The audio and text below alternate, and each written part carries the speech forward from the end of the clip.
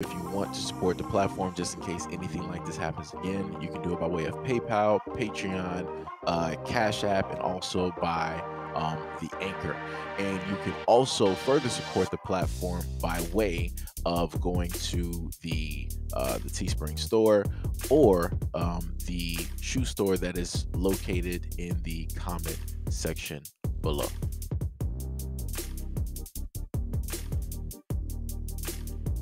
Texas man went next door with a weapon and fatally took the lives of 5 of his neighbors, including an 8-year-old boy, after they asked him to stop firing rounds in his yard because they were trying to sleep.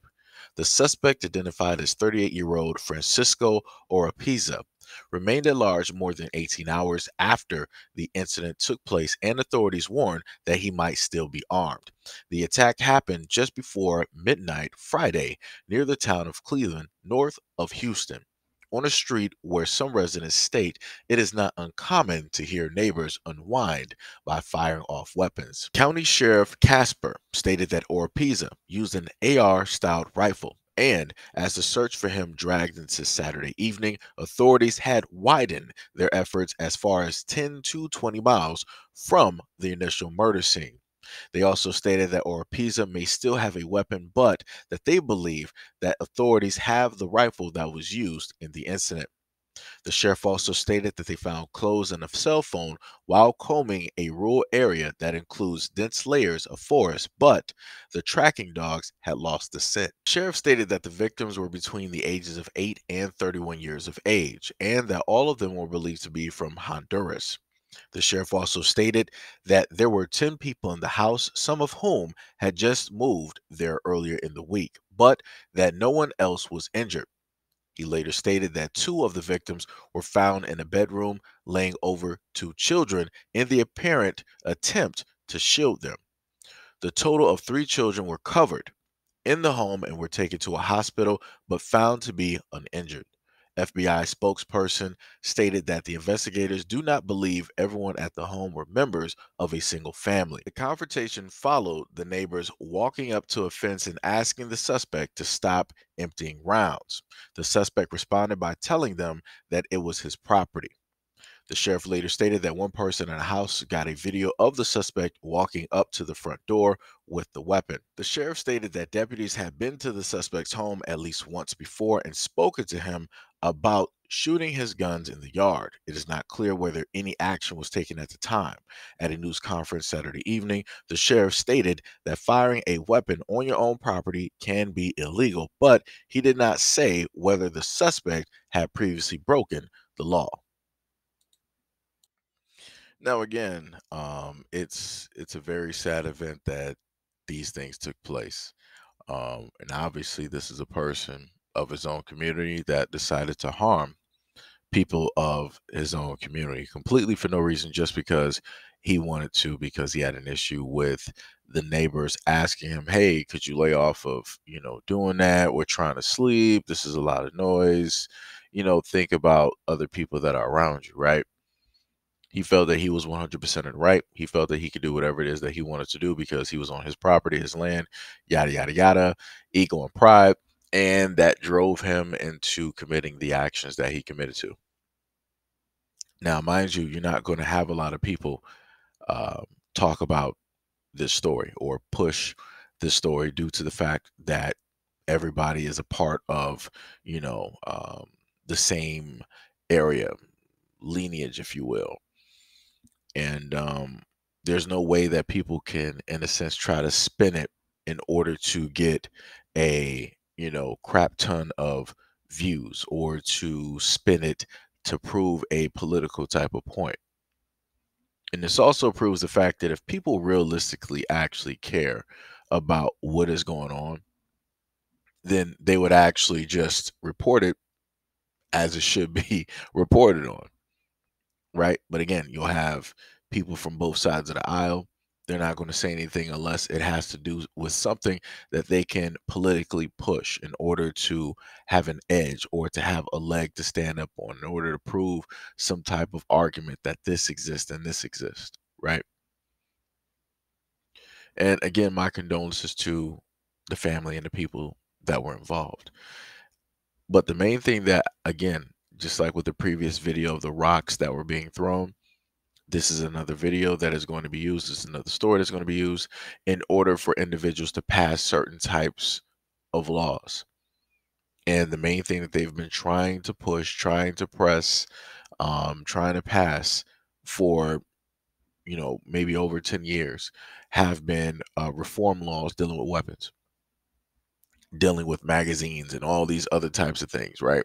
And the main thing that I want people to understand is this, is at the moment of time that they start putting these limitations on you, they're not necessarily putting those same limitations on them or the people that work for them. So that means when it goes to the military, that means when it deals with border patrol, that means when it deals with the police, that means even when it deals with government officials, any of those organizations, they are above and beyond the law, right? In some instances, they are the law. So it's not going to apply to them because they can make certain circumstances or say this or that and, just basically erase it. But when it comes to you, they could just limit it to, hey, guess what? If you have a weapon, guess what? The magazine can only hold 5. And that's it. 5 ain't enough to do anything. You better make sure that you are a sure shot, when it comes to that. And even still, that's still not enough.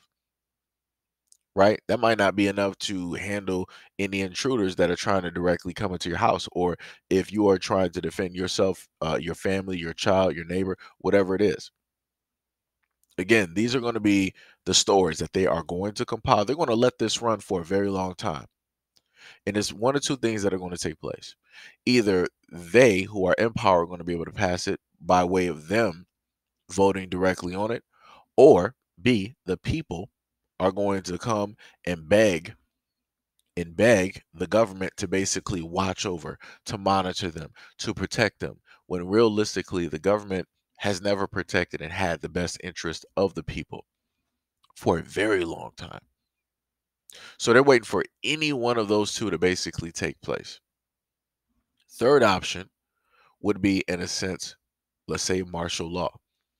If martial law were to take place, they can pretty much usher in anything and do anything that they want to do. And if you don't follow that, guess what? You're automatically in jail. You're automatically in prison. They can automatically come directly into your house because they say that such and such and such and such and such is basically happening. It don't even have to be happening there. It could have happened somewhere around the world. But if they say that it's happening in a neighborhood and at your house, then it's happening. Like I said, I don't think people are going to realistically understand up until things are actually hitting the fan, up until mainstream media is actually talking about it, up until all of social media is talking about it. And it's like only until that happens, that's when people are going to really wake up and start being like, yo, man, this is really messed up. We gotta really think, we gotta really do something about it, yada yada. It's pretty much too late. And the main thing that I keep trying to convey in a lot of these videos is that this is the time to actually react to a lot of these things. If you're about that whole life of voting and you feel that your vote matters and you want to write some letters to the people who are in office, by all means go ahead. Let your voices be heard, flood their offices with a lot of letters so that you can, I guess try to speak some common sense directly to them, or at least to the ones that have common sense left, at least to the ones that actually care about the people that are actually left in office, versus the other ones that have lobbyists and corporations and companies directly in their back pocket feeding them money under the table in order to sell out the people, just so that they can take away the ability for the people to defend themselves. Like I said, people got to start waking up.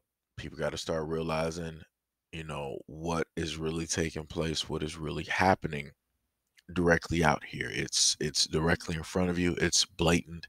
It's obvious. And the main thing that they've told people before is that if you want to hide something, you can hide it directly in plain sight, because you know we've gotten to a point where in society critical thinking is not a thing anymore. It's not a thing anymore. And because it's not a thing anymore, this is why these political officials and the government can skate by and they can implement and do any and everything that they want to do because people realistically believe that the government has the best interest for the people.